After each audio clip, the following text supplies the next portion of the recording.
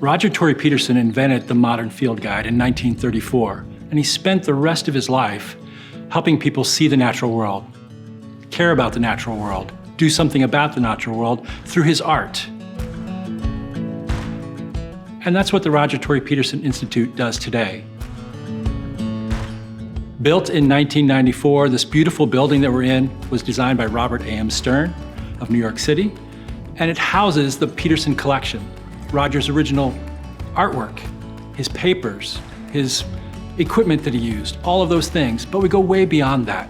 We also then bring in artists from all around the world to help people do exactly what Roger did. See the natural world, care about what's in the natural world, and care for what's in the natural world.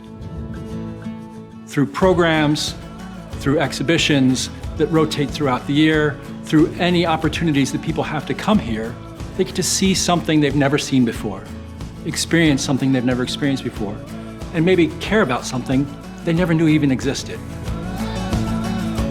And so the Roger Tory Peterson Institute is all about culture, nature, art, and how people fit into all of that. And so people come for outdoor events and indoor events. Kids come to draw on the wall. Lots of ways that you can come and interact. There's so much to come and see and do. As Roger Tory Peterson said, the more you look, the more you will see. Come visit the Roger Tory Peterson Institute and see it for yourself.